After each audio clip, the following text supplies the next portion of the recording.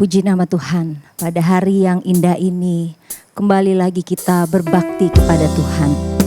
Haleluya, Bapak Ibu Saudara-saudari sekalian, kita patut bersyukur kalau kita boleh ada sebagaimana kita ada saat ini sampai hari ini. Bagaimana tangan Tuhan memelihara kita. Haleluya, mari kita mau berikan pujian, hormat, kemuliaan yang terbaik dari lagu-lagu, dari nyanyian yang keluar dalam hati kita dengan hati yang bersyukur. Katakan, agung dan mulialah Tuhanku. Haleluya. Tuhanku, sempurnalah perbuatan tangan-Mu yang berkuasa atas sorga dan seluruh bumi. Siapa yang dapat seperti Kau Tuhan? Agung dan mulialah Engkau Tuhan. Maha besar perbuatan tangan-Mu. Haleluya, haleluya. Terima kasih Yesus. Haleluya. Aku datang dan bersujud dalam hadirat-Mu, memuja Engkau seumur hidupku. Ku sembah Kau, Allah yang maha besar, Allah yang maha kuasa. Haleluya, haleluya. Ku sembah Kau, Yesus keselamatanku. Ku sembah Kau yang kudus, kekuatan hidupku. Ajaib Tuhan, sungguh Engkau mulia. Terima kasih Tuhan, Engkau baik. Haleluya. Agung dan mulialah Tuhanku, sempurnalah perbuatan tangan-Mu yang berkuasa atas sorga dan seluruh bumi. Siapa yang dapat seperti Kau Tuhan? Agung dan mulialah Tuhanku. Maha besar Engkau Tuhan, ajaib perbuatan tangan-Mu. Terima kasih Yesus. Kami datang kepadamu memuliakan Engkau. Haleluya. Memuja Engkau seumur hidupku. Ku sembah Kau, kami sembah Kau Tuhan, Allah yang perkasa. Terima kasih Yesus keselamatanku. Ku sembah Kau yang kudus, kekuatan hidupku. Ajaib Tuhan, sungguh Engkau mulia. Ku sembah Kau, glory, haleluya, haleluya. Ku sembah Kau, Yesus keselamatanku. Ku sembah Kau yang kudus, kekuatan hidupku. Ajaib Tuhan, sungguh Engkau mulia. Engkau ajaib, haleluya. Sungguh Engkau mulia.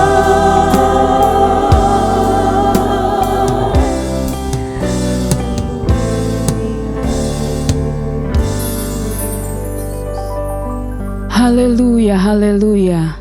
Kami menyembah Allah yang hidup, Allah yang kudus, Allah yang luar biasa, yang sudah memberkati dan memelihara kehidupan kami. Sungguh Tuhan, kami mengucap syukur di hadapan-Mu.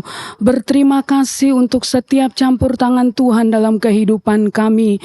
Kami rindu mengagungkan nama-Mu, memuji nama-Mu yang kudus, memuliakan Engkau Tuhan kami, Engkau Raja kami, Engkau Juru Selamat kami. Terima kasih Tuhan, terima kasih. Kuduskan kami, layakkan kami di hadapan-Mu ya Tuhan, agar supaya pujian penyembahan yang akan kami naikkan kepadamu berkenan Tuhan Yesus di hadapan-Mu. Tuhan akan memberkati kehidupan kami juga. Biarlah Tuhan tolong supaya kami penuh dengan sukacita, damai sejahtera dalam kami memuliakan akan Engkau. Terima kasih Tuhan, terima kasih. Ibadah ini kami serahkan ke dalam tangan kuasa-Mu, Tuhan yang tolong, Tuhan yang memberkati kami semua. Dimanapun kami berada, Tuhan ada di dalam kehidupan kami di dalam Engkau ya Tuhan. Terima kasih, dalam nama Tuhan kami Yesus Kristus kami berdoa mengucap syukur. Haleluya, amin. Haleluya. Kita mau angkat suara kita mau muliakan Dia, kita mau bersuka cita hari ini, amin. Sebab tidak ada kesenangan yang sesungguhnya selain di dalam Yesus. Dialah harta kita. Puji nama Tuhan. Kesenangan di hatiku yang tidak akan layu. Haleluya, amin. Yang tidak akan layu, kesenangan dari Tuhan di sepanjang perjalanan, kesukaan yang heran yang Tuhan selalu berikan. Sekarang ku nyanyi buat Yesus Rajaku, haleluya. Kesenangan di hatiku yang tidak akan layu, kesenangan dari Tuhan di sepanjang perjalanan, kesukaan yang heran yang Tuhan selalu berikan. Sekarang ku nyanyi buat Yesus Rajaku, haleluya. Kesenangan di hatiku yang tidak akan layu, kesenangan dari Tuhan di sepanjang perjalanan, kesukaan yang heran yang Tuhan selalu berikan. Sekarang ku nyanyi buat Yesus Rajaku, haleluya. Tak ada yang sama, tak ada yang sama seperti Yesus Allah kita. Haleluya. Tak ada yang sama, tak ada yang sama, tak ada yang sama seperti Yesus. Tak ada yang sama, tak ada yang sama, tak ada yang sama seperti Yesus. Yesuslah Juru Selamat, penolong kita semua sepanjang jalan hidupku. Tak ada yang sama seperti Yesus, tak ada yang sama, haleluya, haleluya. Tak ada yang sama seperti Yesus, tak ada yang sama, tak ada yang sama, tak ada yang sama seperti Yesus. Yesuslah Juru Selamat, penolong kita semua sepanjang jalan hidupku. Tak ada yang sama seperti Yesus. Haleluya. Yesuslah Juru Selamat kita. Amin. Penolong kita semua sepanjang jalan hidupku. Tak ada yang sama seperti Yesus. Katakan, percaya pada Yesus. Percaya pada Yesus itulah untukku. Dia hiburkan hati yang susah. Percaya pada Yesus itulah untukku. Hidup senang selamanya.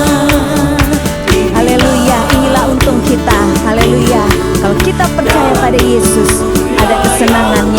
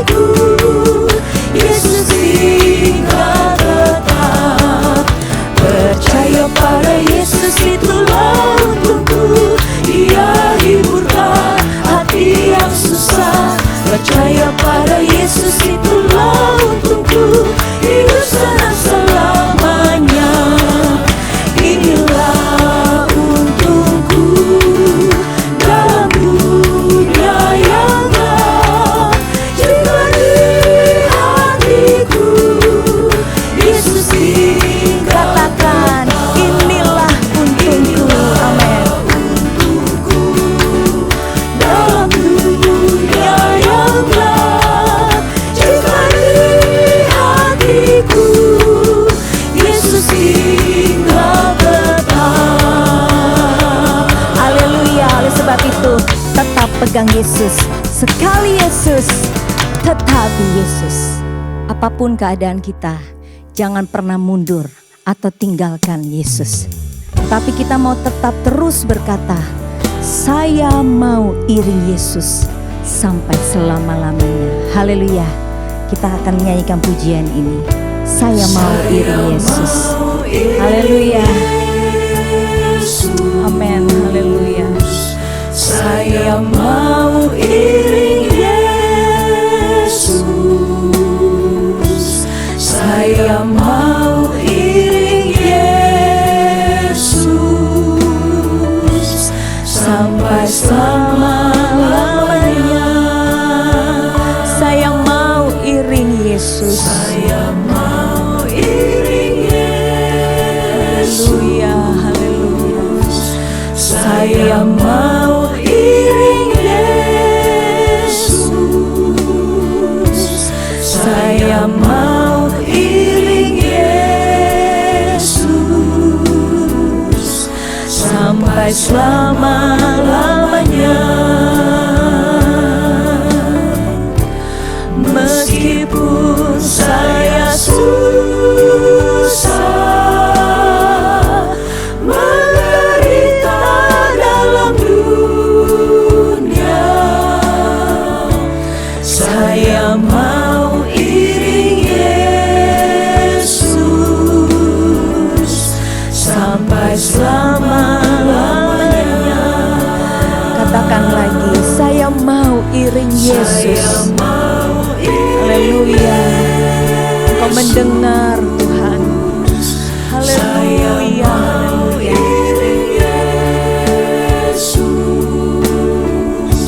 Saya mau iring Yesus sampai selama-lamanya. Saya mau iring Engkau Tuhan. Saya mau iring Yesus. Saya mau iring Yesus. Saya mau iring Yesus sampai selama-lamanya. Meskipun saya susah menderita dalam dunia, saya mau iring Yesus sampai selama-lamanya. Meskipun saya susah, meskipun saya susah dan menderita, tapi kita mau tetap iring Yesus. Haleluya. Saya mau iring Yesus sampai selama-lamanya. Tetap pegang Yesus di dalam kehidupan kita. Amin. Kita siapkan hati kita untuk mendengarkan firman Tuhan. Haleluya. Firman Tuhan akan memberikan kita kekuatan untuk menghadapi segala sesuatu di dalam dunia ini. Haleluya. Ku mau cinta Yesus selamanya. Amin. Ku mau cinta Yesus selamanya. Ku mau cinta Yesus selamanya.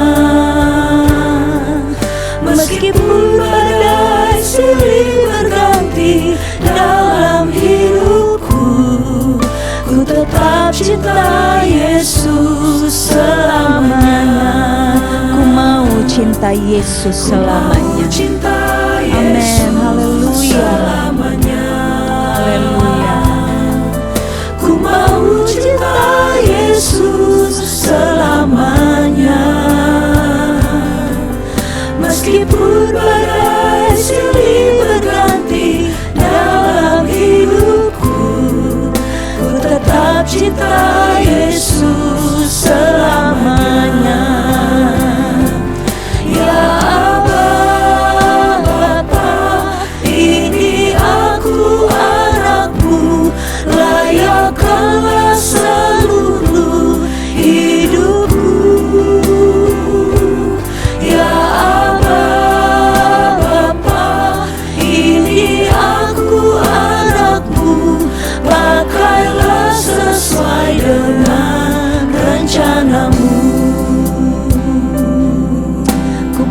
cinta Engkau Yesus.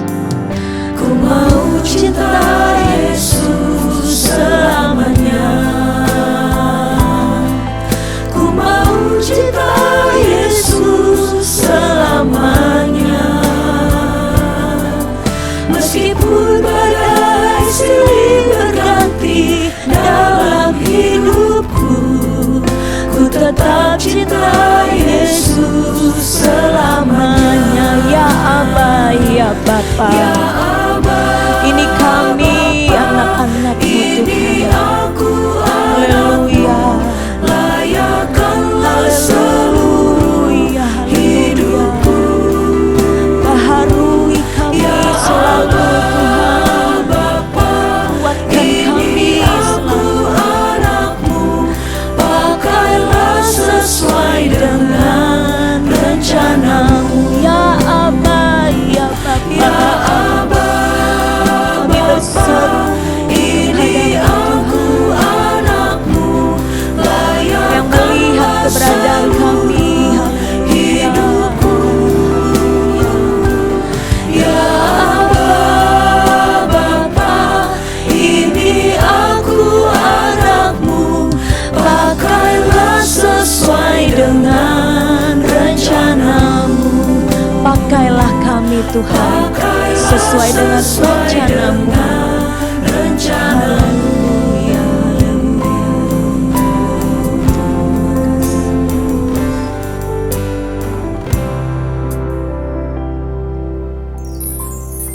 Kami bersyukur Tuhan untuk kebaikan Tuhan dalam kehidupan kami. Pujian penyembahan yang kami bawa kepadamu saat ini Tuhan, biarlah naik kepadamu Tuhan. Engkau disenangkan lewat pujian dan penyembahan kami Tuhan. Seperti pujian ini berkata, kami mau cinta Yesus. Kami mau cinta Engkau Tuhan. Meskipun ada begitu banyak hal yang terjadi dalam kehidupan kami Tuhan, kami tetap cinta Engkau. Karena kami tahu Engkau adalah Allah kami, Engkau adalah Tuhan kami, Engkau adalah sumber segala-galanya dalam kehidupan kami. Terima kasih Bapa yang baik. Sebentar kami akan mendengarkan kebenaran firman-Mu.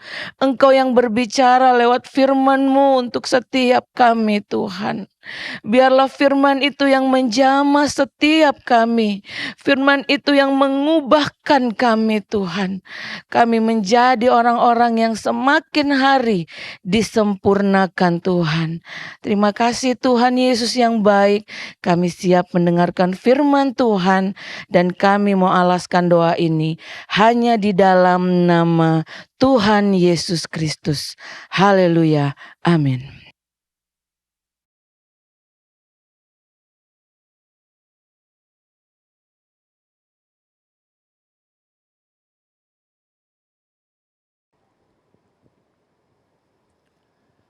Puji Tuhan, haleluya.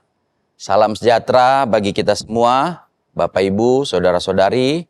Semoga kita semua bertemu dalam keadaan baik, dalam damai sejahtera, dalam berkat-berkat dari Tuhan. Hari ini kita akan kembali mendengar firman Tuhan. Dan hari ini firman Tuhan dengan tema kehilangan nyawa karena Yesus lebih baik dari harta dunia.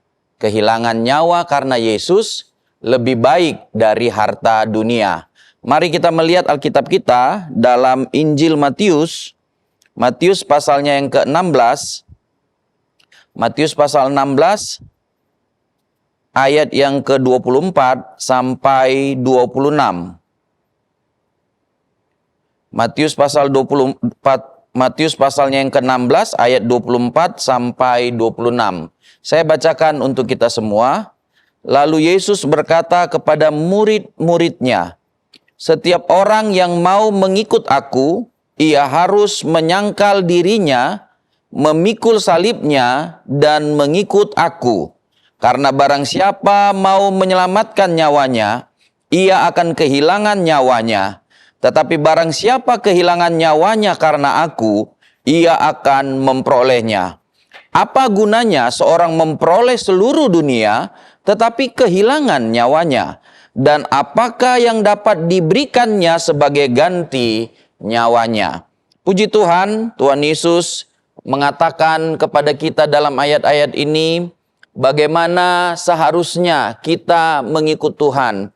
Bagaimana supaya pengiringan kita kepada Tuhan itu menjadi berhasil dan kita memperoleh hidup yang kekal, hidup di dalam Tuhan, hidup yang penuh dengan damai sejahtera. Yesus berkata bahwa barang siapa yang mengikut Dia, jadi kalau kita sebagai murid-murid, pengikut-pengikut Tuhan, maka kita harus menyangkal diri kita. Kita harus bisa mengabaikan keinginan kita, kemauan, kehendak, hawa nafsu diri kita. Harus bisa kita sangkal, kita kemudian abaikan untuk kita tunduk, untuk kita mengikuti kepada kehendak Tuhan. Dan tentu saja hal itu akan membuat adanya penderitaan, adanya pengorbanan.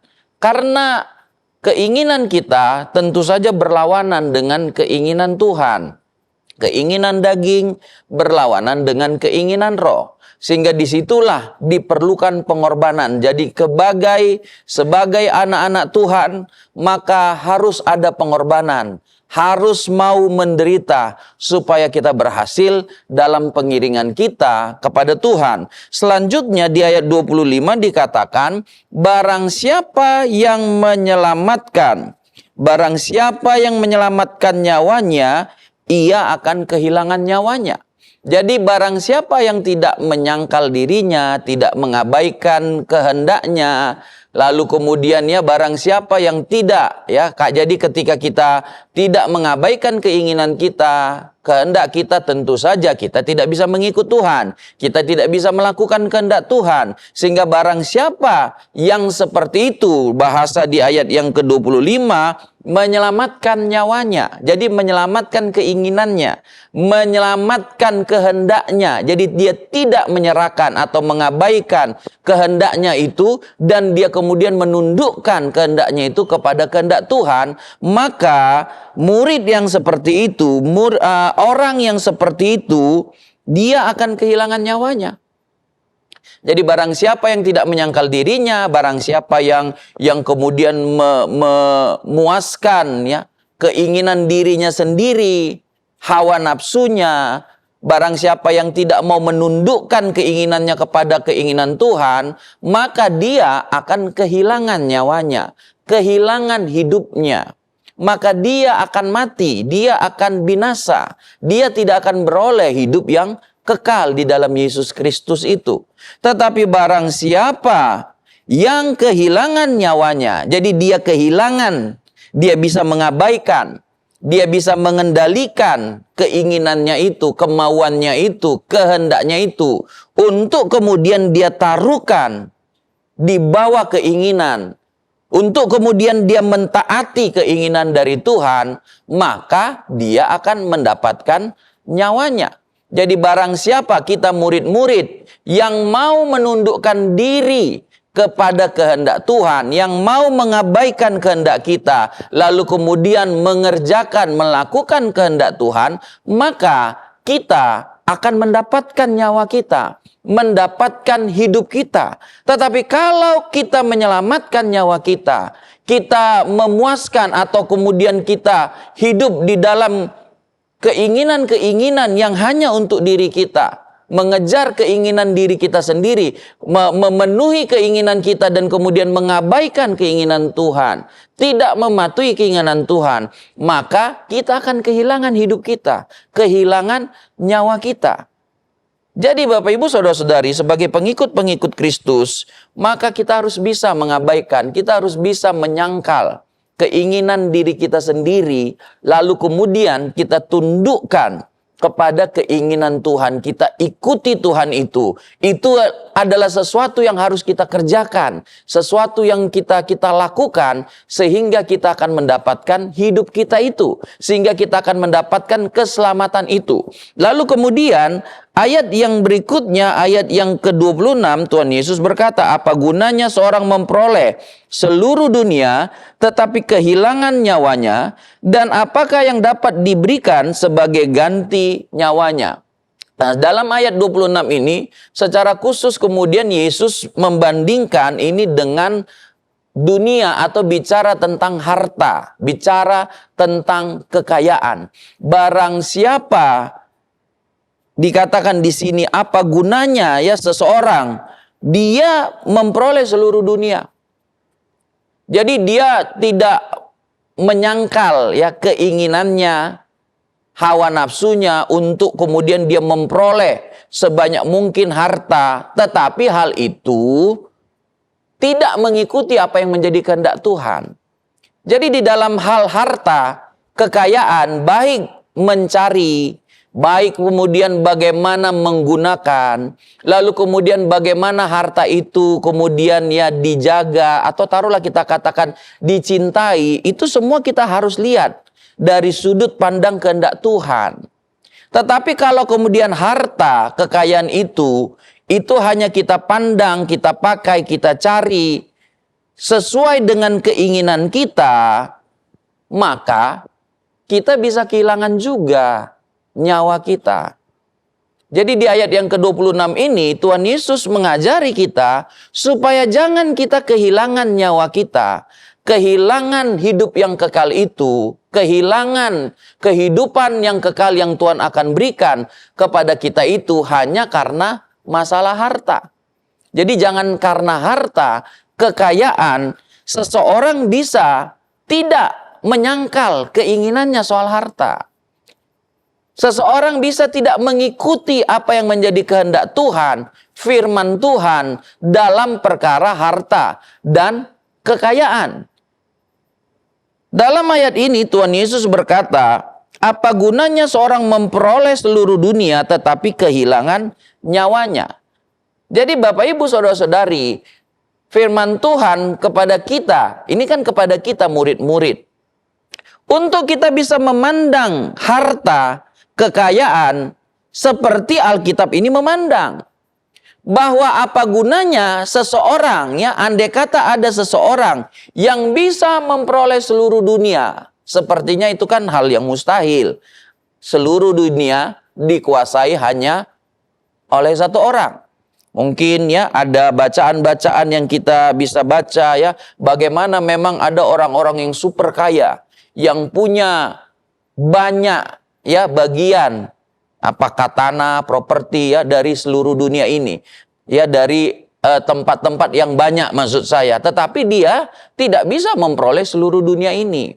Dia hanya ya orang-orang yang super kaya itu hanya mempunyai sebagian. Ya kita tidak tahu sebagiannya sebagian berapa. Ya seberapa bagian dari dunia ini yang orang-orang super kaya itu punyai. Tetapi tentu orang-orang itu ya seorang, apalagi dikatakan seseorang, tidak mungkin memperoleh seluruh dunia. Tetapi kalaupun hal itu kita kemudian anggap bisa terjadi, maka Tuhan Yesus katakan itu pun tidak bisa dibandingkan dengan nyawa kita, kehidupan kita.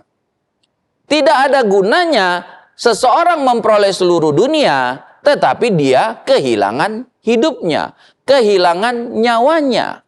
Dan tidak ada sesuatu pun, seharga berapapun, semahal apapun, yang kita bisa berikan untuk mengambil kembali nyawa kita. Jadi, kita mengajarkan, Tuhan Yesus mengajarkan kepada kita bagaimana caranya kita bisa mendapat lagi nyawa kita, mengambil kembali atau menerima kembali nyawa kita, kehidupan kita. Ya kalau kita selesai hidup di dunia ini, lalu Tuhan memberikan kepada kita hidup yang baru, hidup yang kekal, hidup selama-lamanya, hidup di dalam sorga. Bagaimana kita bisa menerima hal itu? Maka kita harus bisa mengendalikan keinginan kita, kehendak kita dalam hal harta juga. Karena bisa jadi harta itu menjadi penghalang, kekayaan itu menjadi penghalang untuk seseorang menerima hidup itu, menerima hidup yang kekal itu dari Tuhan Yesus. Sehingga yang pertama yang kita dilihat di sini, maka kita harus memandang bahwa kehidupan itu, keselamatan itu, kehidupan kekal yang Tuhan mau berikan, kehidupan kita ini sekarang ya, itu jauh lebih berharga daripada seluruh dunia ini, seluruh harta, seluruh kekayaan yang ada di dunia ini. Jadi jangan sampai kita mengorbankan nyawa kita untuk memperoleh harta. Jangan sampai kemudian kita mengorbankan kehidupan kekal kita untuk mendapatkan harta itu. Karena hidup ini jauh lebih mahal, jauh lebih besar daripada harta kekayaan, bahkan harta kekayaan seluruh dunia.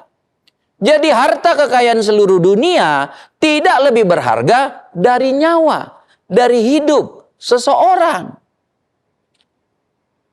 Harta kekayaan dunia ini itu diberikan Tuhan untuk dinikmati dalam hidup ini. Ya, untuk kemudian ya bisa kita katakan menyokong seperti itu. Membantu, memenuhi kebutuhan untuk seseorang hidup. Tetapi hidup itu jauh lebih berharga daripada seluruh harta kekayaan yang ada di dunia ini. Sehingga bagaimana mungkin ada seseorang, ada murid-murid Tuhan, ada pengikut-pengikut Tuhan yang mau mengorbankan nyawanya, keselamatannya, kehilangan kehidupan kekalnya untuk memperoleh harta. Jadi mari kita pandang bahwa hidup kita, keselamatan kita, Bapak Ibu Saudara-saudari, itu jauh lebih berharga daripada harta seluruh dunia. Kita tidak bisa gantikan nyawa kita, hidup kita, lalu kemudian kita ganti dengan memberi sejumlah harta. Tidak bisa, karena apa? Hidup ini tidak ternilai. Kehidupan kekal yang Tuhan berikan kepada kita juga itu tidak ternilai, sangat berharga. Tidak ternilai harganya. Karena apa? Kita peroleh dengan pengorbanan darah Yesus Kristus yang tidak ternilai, sangat mahal, sangat berharga. Oleh pengorbanan Yesus Kristuslah sehingga kita bisa diberikan hidup. Diberikan hidup yang kekal, diberikan keselamatan. Walaupun kita bisa kehilangan nyawa kita untuk ya sementara waktu ya di dunia ini kita mempunyai waktu untuk hidup. Mungkin ya ada waktunya kita akan ya kehilangan nyawa kita itu. Tetapi bukan berarti bahwa kehilangan nyawa dalam ayat ini akibat dari kita kemudian ya mengikut Kristus ya, kita bisa meninggal dunia. Tetapi bukan berarti kehilangan nyawa dalam arti kehilangan hidup yang kekal, kehilangan keselamatan kita. Tetapi barang siapa yang tidak menyangkal dirinya, tidak mengikut Kristus, yang kemudian dia mengabaikan Kristus demi keinginannya, demi kehendaknya, orang seperti itulah yang akan kehilangan nyawanya, kehilangan hidup yang kekal itu. Jadi kita kembali bagaimana kita memandang bahwa nyawa, hidup kita, keselamatan kita, hidup kekal di dalam Yesus Kristus itu jauh lebih berharga dari harta. Sehingga kita ya tidak akan menukar hidup kita itu dengan harta. Kita akan lebih memilih untuk kehilangan harta daripada kehilangan hidup yang kekal. Kalau kita melihat dalam Lukas pasal 12, Lukas pasal 12 ayat 16 sampai 21, saya bacakan Lukas 12 ayat 16 sampai 21. Kemudian ia mengatakan kepada mereka suatu perumpamaan. Katanya, ada seorang kaya, tanahnya berlimpah-limpah hasilnya. Ia bertanya dalam hatinya, apakah yang harus aku perbuat? Sebab aku tidak mempunyai tempat di mana aku dapat menyimpan hasil tanahku. Lalu katanya, inilah yang akan aku perbuat. Aku akan merombak lumbung-lumbungku dan aku akan mendirikan yang lebih besar dan aku akan menyimpan di dalamnya segala gandum dan barang-barangku. Sesudah itu aku akan berkata kepada jiwaku, jiwaku, ada padamu banyak barang tertimbun untuk bertahun-tahun lamanya. Beristirahatlah, makanlah, minumlah dan bersenang-senanglah. Tetapi firman Allah kepadanya, hai engkau orang bodoh, pada malam ini juga jiwamu akan diambil daripadamu, dan apa yang telah kau sediakan, untuk siapakah itu nanti? Demikianlah jadinya dengan orang yang mengumpulkan harta bagi dirinya sendiri, jikalau ia tidak kaya di hadapan Allah. Kita lihat contoh di sini perbandingan bagaimana nyawa itu jauh lebih berharga. Hidup itu jauh lebih berharga daripada harta. Walaupun orang yang dalam perumpamaan yang disampaikan Tuhan Yesus ini mempunyai harta yang begitu banyak, lumbungnya sampai tidak muat, sehingga dia membuat lumbung atau gudang yang baru untuk bisa menimbun, untuk bisa membuat hartanya bertimbun-timbun di dalam gedung itu, di dalam lumbung itu, gudang itu. Dan setelah dia bisa menimbun begitu banyak harta, maka dia berkata kepada jiwanya, hai jiwaku ya bersenang-senanglah, sebab ya harta yang sudah dikumpulkan, ditimbun ya, sudah dicari, itu bisa untuk bertahun-tahun. Begitu lama tidak akan habis. Apa mungkin bisa juga untuk diturunkannya kepada generasi selanjutnya. Tetapi ternyata Tuhan Yesus berkata, pada malam ini juga jiwamu kuambil. Nyawanya diambil. Dan dia tidak akan mendapatkan nyawa lagi, hidup lagi. Dia tidak akan mendapatkan hidup yang kekal itu. Dia akan binasa, dia akan mati di dalam lautan api neraka, dalam kebinasaan.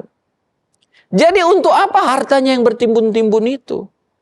Apakah hartanya itu bisa merubah dirinya dari mati menjadi hidup? Tidak bisa. Apakah hartanya bisa merubah dia dari binasa menjadi selamat? Dari neraka menjadi sorga? Tidak bisa. Jadi nyawa kita, keselamatan kita, itu jauh lebih berharga dari seluruh dunia. Harta tidak bisa kemudian merubah, membuat seseorang berubah dari mati kemudian menjadi hidup. Harta tidak bisa merubah seorang dari binasa menjadi selamat. Tetapi kalau kita mau selamat, mau mendapatkan hidup yang kekal itu, maka kita harus mau mengabaikan kehendak kita, lalu kemudian menuruti kehendak Tuhan. Maka kita harus mau menderita karena Tuhan. Maka kita harus mau menyangkal diri kita ini, lalu kemudian tunduk kepada kehendak-kehendak Tuhan. Itulah caranya untuk kita bisa menyelamatkan, memperoleh nyawa kita, hidup kita itu. Jadi dengan cara kita kehilangan nyawa, kita tidak mempertahankan nyawa, kita kehilangan keinginan, nafsu diri sendiri, itu mesti kita bisa abaikan. Kita harus bisa bukan mengatur diri kita sendiri, tetapi kemudian menyerahkan kepada Tuhan untuk mengatur dan memimpin diri kita. Jadi kita kembali lagi bahwa di sini kita melihat bahwa nyawa kita jauh lebih berharga dari harta dunia ini.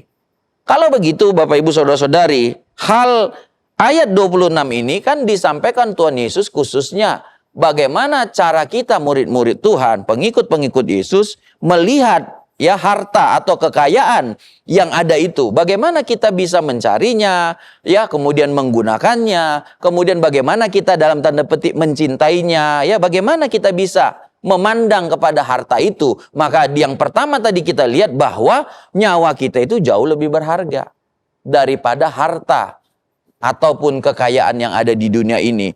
Lalu kita akan melihat contoh bahwa ternyata kalau seseorang kemudian salah memandang, salah memakai, ya jadi dia tidak menyerahkan kepada Tuhan, ya untuk kemudian memakai harta itu, ya mencari harta itu. Jadi pencarian terhadap harta, pemakaian terhadap harta, penyimpanan terhadap harta, itu tidak dilakukan sesuai dengan kehendak Tuhan, maka itu akan menimbulkan bahaya bahwa orang itu bisa kehilangan nyawanya, bisa kehilangan keselamatannya.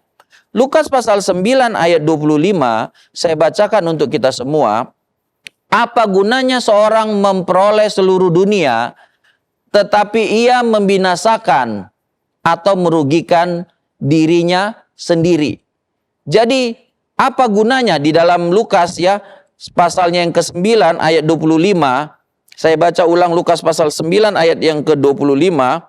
Apa gunanya seorang memperoleh seluruh dunia, tetapi ia membinasakan atau merugikan dirinya sendiri. Jadi keinginan ya, ketamakan terhadap harta, ketidakpuasan terhadap harta. Lalu kemudian itu membuat dia mengejar harta itu, dan kemudian membuat dirinya mencintai harta lebih dari segala-galanya. Jadi ada rasa tidak puas terus yang dia tidak bisa kendalikan, yang membuat dia lebih mencintai harta daripada Tuhan. Jadi itu akan membuat dia membinasakan dirinya sendiri, dia merugikan dirinya sendiri. Jadi apa gunanya ketika dia mengejar harta itu ya, menyimpan harta itu ya, tamak. Ya, tidak pernah rasa cukup, tidak pernah rasa puas terhadap harta itu. Tidak menggunakan harta itu sesuai dengan kehendak Tuhan. Karena dia ingin harta itu dipakai untuk kehendak dirinya sendiri. Maka lihatlah, sifat seperti itu, keadaan seperti itu membuat orang itu membinasakan dirinya, merugikan dirinya. Karena apa? Dia akan kehilangan keselamatannya. Dia akan kehilangan nyawanya karena itu. Jadi benarlah yang kita lihat bahwa lebih baik kita kehilangan nyawa kita karena Kristus daripada harta dunia kita pertahankan. Ya. Jadi lebih baik kita, Bapak Ibu Saudara-saudari ya, kita bisa mengabaikan nyawa kita atau keinginan kita, nafsu kita, kemauan kita terhadap harta itu. Daripada kemudian kemauan kita lah yang berlaku atas harta itu, sehingga kemudian kita mengejarnya dan melupakan ya kepada kebenaran-kebenaran firman Tuhan, mengejarnya kemudian menyimpang dari iman, menyimpang dari kebenaran, kemudian menyimpannya, kemudian mencintainya lebih daripada Tuhan, dan itu akan merugikan kita, merusak diri kita, membinasakan diri kita sendiri. Kalau kita lihat dalam contoh, ada 1 Timotius pasal 6, 1 Timotius pasal 6 ayat 10, di situ dikatakan seperti ini, 1 Timotius pasal 6 ayat 10. Karena akar segala kejahatan ialah cinta uang, sebab oleh memburu uanglah beberapa orang telah menyimpang dari iman dan menyiksa dirinya dengan berbagai-bagai duka. Akar dari semua kejahatan. Jadi akar segala kejahatan ialah cinta uang, penyebab. Jadi cinta uang, ya, mencintai uang lebih dari segalanya. Tidak menghiraukan firman Tuhan untuk mencari uang. Tidak menghiraukan firman Tuhan dalam bagaimana dia cinta kepada uang, tamak terhadap uang itu. Itu akan membuat seseorang terseret dalam kejahatan-kejahatan dan membuat dia menyimpang dari imannya. Jadi kalau seorang sudah menyimpang, sudah tidak percaya lagi, sudah tidak ada dalam iman kepada Yesus, tidak lagi menempatkan cinta kepada Yesus lebih tinggi daripada cinta kepada harta, ya maka dia merusak dirinya, menghancurkan, membinasakan dirinya sendiri. Jadi Bapak Ibu Saudara-saudari, pun tentang harta kita ya, Tuhan mengatur bahwa kita harus bisa menyangkal keinginan kita, kehendak kita terhadap harta itu. Lalu kemudian mengikut apa yang menjadi kehendak Tuhan dalam kita mencari harta, menggunakan harta, lalu menyimpan, ya, mencintai harta itu. Bahwa kita harus tahu bahwa kita jangan mau karena mau mencari harta, menyimpan harta, ya, lalu itu membuat kita mencintai harta lebih daripada kita mencintai Tuhan. Jadi akar segala kejahatan. Jadi karena hanya untuk mencari uang, ya, mendapatkan uang, maka itu bisa membawa seseorang, termasuk dia pengikut Tuhan, bisa kemudian melakukan kejahatan, bisa menyimpang dari iman percaya kepada Yesus yang harusnya menyelamatkan. Tetapi kalau kemudian seseorang menyimpang dalam konteks ini karena harta, maka dia akan kehilangan nyawanya, kehilangan keselamatan hidup yang kekal itu. Lalu kita lihat contoh berikutnya di dalam Injil Matius pasal 19, Matius pasal 19 ayat yang ke-20 sampai 22. Kata orang muda itu kepadanya, "Semua itu telah kuturuti." apalagi yang masih kurang? Kata Yesus kepadanya, jikalau engkau hendak sempurna, pergilah, juallah segala milikmu, dan berikanlah itu kepada orang-orang miskin. Maka engkau akan beroleh harta di sorga. Kemudian datanglah kemari dan ikutlah aku. Ketika orang muda itu mendengar perkataan itu, pergilah ia dengan sedih sebab banyak hartanya. Kita melihat contoh yang kedua, bagaimana di sini ada seorang murid Tuhan, seorang muda yang banyak hartanya. Dia ingin mencapai kesempurnaan, ya, semakin maju. Ia ingin semakin dewasa dalam pengiringannya kepada Tuhan. Dan dia bertanya, apa yang harus aku kerjakan supaya aku bisa sempurna? Supaya aku bisa beroleh hidup yang kekal itu. Tuhan Yesus berkata, Tuhan Yesus pertama kan berkata, apa yang ditulis di hukum Taurat, lakukanlah. Oh, itu semua sudah saya kerjakan. Lalu Tuhan Yesus kan memperlihatkan kepadanya bagaimana dalam hal harta, dia belum bisa mengikut Yesus. Dia belum bisa mengabaikan, menyangkal dirinya. Dia belum bisa berkorban dalam hal harta. Maka Tuhan Yesus katakan kepada dia, kalau engkau ingin sempurna, pergilah, juallah segala milikmu. Bagikanlah kepada orang-orang miskin, maka engkau akan beroleh harta di sorga, kemudian datanglah kemari dan ikutlah aku. Mendengar hal itu dia sedih, lalu tinggalkan Yesus. Karena apa? Banyak hartanya. Jadi dia lebih memilih kehilangan nyawanya, kehilangan keselamatannya, menyimpang dari imannya daripada dia kehilangan hartanya. Padahal tema kita berkata kehilangan nyawa karena Yesus lebih baik dari harta dunia. Tapi bagi orang muda yang kaya raya ini, dalam firman Tuhan yang disampaikan Tuhan Yesus ini, dia lebih baik kehilangan nyawanya, kehilangan keselamatannya daripada kehilangan harta dunia. Bagi dia harta dunia lebih baik daripada keselamatannya, kehidupan, nyawanya. Jadi dia berkata bahwa dia lebih bagus kehilangan nyawanya, kehilangan imannya kepada Kristus, kehilangan keselamatannya daripada kehilangan hartanya. Jadi Bapak Ibu Saudara-saudari, dalam hal harta pun kita harus bisa mengabaikan, menyangkal keinginan manusia. Dan kemudian menundukkannya kepada keinginan Tuhan. Bagaimana bahwa bagi kita anak-anak Tuhan, bahwa nyawa kita, hidup kita, keselamatan kita, iman percaya kita kepada Yesus, itu jauh lebih berharga daripada harta kekayaan kita. Kita lebih baik kehilangan harta kita di dunia, daripada kita kehilangan nyawa kita, hidup kita, keselamatan kita, iman kita kepada Yesus Kristus. Supaya apa? Supaya kita tidak kehilangan nyawa kita, keselamatan kita. Lalu kita masuk kepada contoh yang baik, yang bagaimana Alkitab mencatat orang-orang yang memilih kehilangan harta. Jadi mereka menganggap bahwa nyawa mereka itu lebih berharga daripada harta mereka. Kita melihat yang pertama kepada surat Ibrani pasal 10, Ibrani pasal 10, Ibrani pasalnya yang ke-10 ayat 34. Ibrani pasal 10 ayat 34. Memang kamu telah turut mengambil bagian dalam penderitaan orang-orang hukuman. Dan ketika harta kamu dirampas, kamu menerima hal itu dengan sukacita. Sebab kamu tahu bahwa kamu memiliki harta yang lebih baik dan yang lebih menetap sifatnya. Sebab itu janganlah kamu melepaskan kepercayaanmu, karena besar upah yang menantinya. Jadi kita lihat di sini, murid-murid Kristus dari orang-orang Ibrani, mereka itu memilih untuk kehilangan hartanya daripada mereka kehilangan nyawa mereka, kehilangan keselamatan mereka. Mereka memandang mereka punya harta yang lebih baik. Bapak Ibu Saudara-saudari, kita mempunyai harta yang lebih baik, yang lebih menetap daripada harta di dunia ini, yang lebih bisa membuat kita berbahagia, membuat kita damai sejahtera, yaitu iman kita dalam Yesus. Penundukan diri kita kepada kehendak Tuhan. Itu jauh lebih baik daripada harta yang ada di dunia ini, Bapak Ibu Saudara-saudari.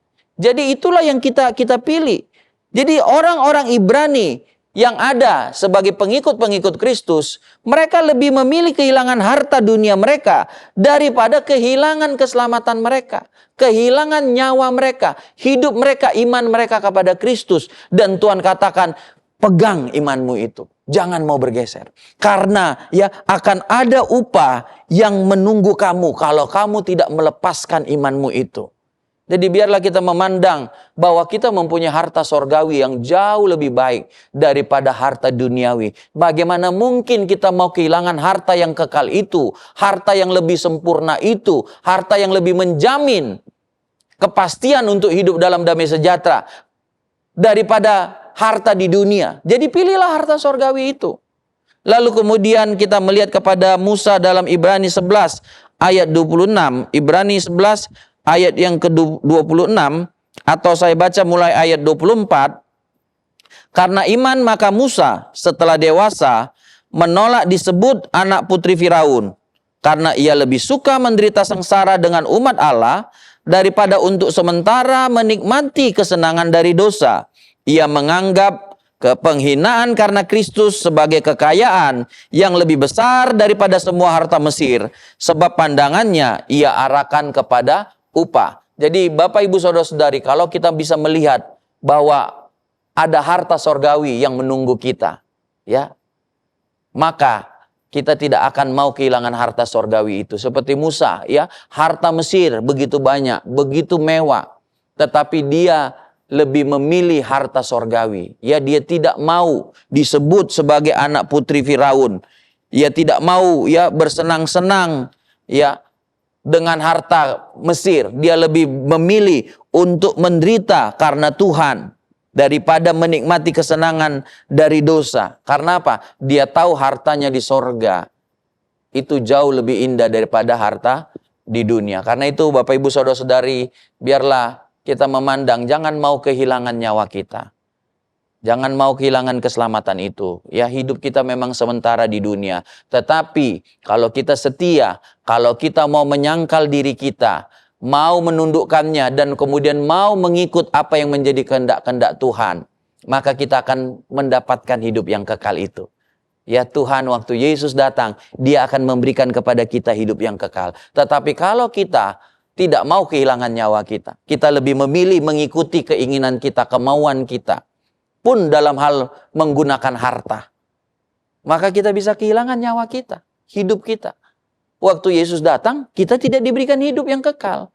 Kita tidak diberikan hidup. Kita akan mati binasa. Jadi biarlah sebagai murid-murid, ya, barang siapa yang mau mengikut aku, kata Tuhan Yesus, ia harus menyangkal dirinya, memikul salibnya, dan mengikut aku. Kita harus bisa mengabaikan, menyangkal diri kita, kemauan kita, kehendak kita, lalu kita tundukkan kepada Kristus. Dan di situ harus ada penyangkalan diri, di situ harus ada pengorbanan yang memikul salib, ada penderitaan. Tetapi ingat bahwa kita akan memperoleh upah sorgawi itu. Karena itu ya, biarlah kita melihat bahwa tidak ada yang lebih mulia selain upah sorgawi kita. Saya mau akhiri dengan Filipi pasalnya yang ketiga. Bagaimana Rasul Paulus memandang pengenalan akan Kristus itu lebih mulia dari segala sesuatu. Filipi pasal 3 ayat 7 dan 8. Tetapi apa yang dahulu merupakan keuntungan bagiku, sekarang kuanggap rugi karena Kristus. Malahan segala sesuatu kuanggap rugi karena pengenalan akan Kristus Yesus Tuhanku lebih mulia daripada semuanya. Oleh karena Dialah aku telah melepaskan semuanya itu dan menganggapnya sampah supaya aku memperoleh Kristus. Jadi pengenalan akan Kristus, iman kita kepada Kristus, penundukan diri kita kepada Kristus itu jauh lebih mulia. Jadi jangan sampai untuk mendapat kemuliaan duniawi kita tidak tunduk lagi kepada Kristus. Kita tidak mengenal Kristus lagi, kita tidak mengimani Kristus lagi. Tapi mungkin karena iman kita, kita kehilangan harta kita. Kita kehilangan apa yang dulu dianggap mulia. Tapi percayalah, kita akan mendapatkannya kembali. Pada waktu Yesus datang, Dia akan memberikan segala sesuatu yang kita korbankan untuk mengikut Dia. Kiranya Tuhan memberkati kita semua. Haleluya. Puji Tuhan, haleluya. Mari kita akan menyanyi, kemudian memuji, menyembah Tuhan, dan berdoa kiranya Tuhan memberkati kita, Kiranya sepanjang minggu yang kita akan lewati, berkat-berkat Tuhan menyertai kita semua. Dia Yesus telah mati bagiku. Dia Yesus telah mati bagiku. Ya Tuhan, selamatkan jiwaku. Bagi Dia pujianku tak dapat ku balas kasih-Nya. Dia angkatku jadi anak-Nya. Haleluya. Beri damai di dalam hidupku. Bagi Dia sembahku, hanya Dia segalanya bagiku. Haleluya. Haleluya. Bagi Dia segala pujian, hormat serta syukur kekal selamanya. Amin. Haleluya. Amin. Amin. Segala pujian, hormat serta syukur selama-lamanya. Haleluya. Haleluya. Haleluya. Haleluya. Dia Yesus telah mati bagiku. Dia Tuhan, selamatkan jiwaku. Bagi Dia pujianku tak dapat ku balas kasih-Nya. Amin. Dia angkatku. Dia angkatku jadi anak-Nya. Beri damai di dalam hidupku. Bagi Dia sembahku, hanya Dia segalanya bagiku. Haleluya. Haleluya. Bagi Amin. Amin. segala pujian, hormat serta syukur kekal selamanya. Bagi Dia segala pujian, hormat serta syukur selama-lamanya. Haleluya. Bagi Dia segala pujian, hormat serta syukur kekal selamanya. Bagi Dia segala pujian, hormat serta syukur selama-lamanya. Haleluya. Bagi Dia segala pujian, hormat serta syukur kekal selamanya. Bagi Dia segala pujian, hormat serta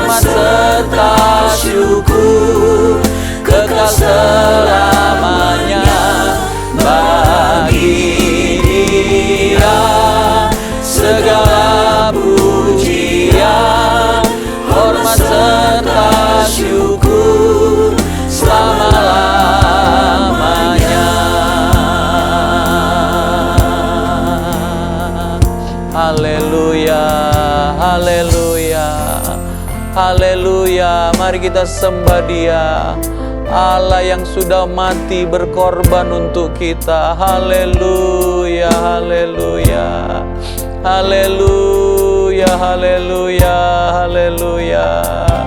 Terima kasih Tuhan untuk keselamatan yang Kau berikan. Haleluya, haleluya, haleluya Tuhan. Terima kasih Tuhan. Kami bersyukur untuk kehidupan yang Kau berikan bagi kami Tuhan. Kami tidak akan tukar iman kami, kehidupan kami, kekekalan yang Tuhan berikan dengan harta benda dunia ini Tuhan. Bagi kami Engkaulah yang paling utama, Engkaulah yang paling terbesar Tuhan. Haleluya, haleluya, haleluya. Terima kasih Tuhan, haleluya. Terima kasih Tuhan, syukur bagimu. Syukur bagimu Tuhan, kami sembah Engkau. Kami bersyukur kami bisa beribadah kepada Tuhan, mengucap terima kasih, mengucap syukur kami untuk kebaikan-Mu. Kami percaya berkat-berkat-Mu, perlindungan-Mu menyertai kami Tuhan. Haleluya, haleluya, haleluya. Haleluya, haleluya, syukur, terima kasih. Terima kasih Tuhan, karena Engkau kami ada, karena Engkau kami selamat Tuhan.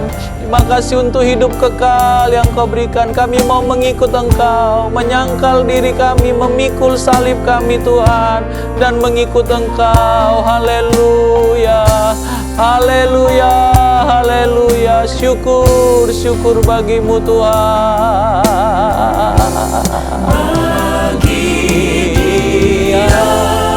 Segala pujian, hormat serta syukur, kekal selamanya bagi Dia.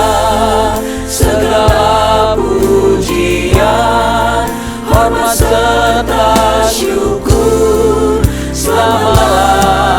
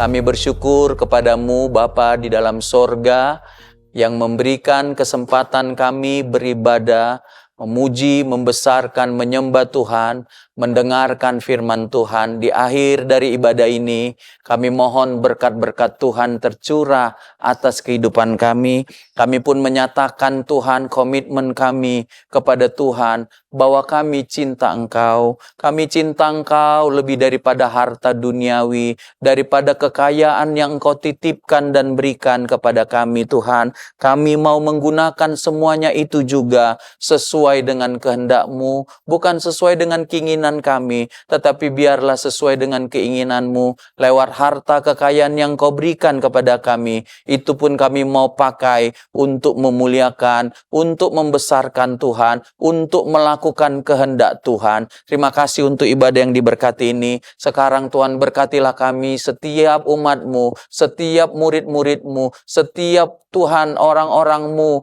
yang datang beribadah. Kami perlu kekuatan-Mu, kami perlu berkat-Mu, kami perlu perlindungan-Mu Tuhan sepanjang minggu yang kami akan lewati Tuhan. Berkatilah setiap pria, berkatilah setiap wanita yang datang beribadah, berkati setiap keluarga rumah tangga yang datang beribadah dengan segala berkat daripada-Mu, berkat cinta dalam rumah tangga yang semakin bertambah-tambah, keharmonisan yang semakin bertambah-tambah, anak-anak muda-Mu diberkati dengan segala hal yang baik Tuhan. Mereka semakin Tuhan diberkati dalam karir mereka, pekerjaan, usaha mereka diberkati oleh Tuhan. Diberkati juga mereka dalam pendidikan mereka. Tuhan berikan segala hal yang baik, kejeniusan, ketekunan dalam pendidikan mereka. Berkati juga Tuhan anak-anak kami semua dalam pertumbuhan mereka. Tuhan jaga, Tuhan lindungi, Tuhan berkati mereka semua Tuhan Yesus. Terima kasih, kami percaya Tuhan apa yang menjadi usaha, pekerjaan daripada umat-Mu juga diberkati, ditolong oleh Tuhan. Kami akan melihat bagaimana pertolongan Tuhan, bagaimana perlindungan, mujizat Tuhan menyertai kami semua Tuhan Yesus. Dan Tuhan, kami berdoa Tuhan Yesus, biarlah penyertaan-Mu, pimpinan-Mu menjadi bagian kami semua. Majulah kami semua semakin bertambah dewasa di dalam Tuhan dan melihat setiap berkat, setiap perlindungan yang Tuhan berikan kepada setiap kami. Terima kasih Bapa di sorga, kami akan akhiri ibadah kami ini dan kami percaya berkat-Mu menyertai kami semua. Dan sekarang dengan iman kami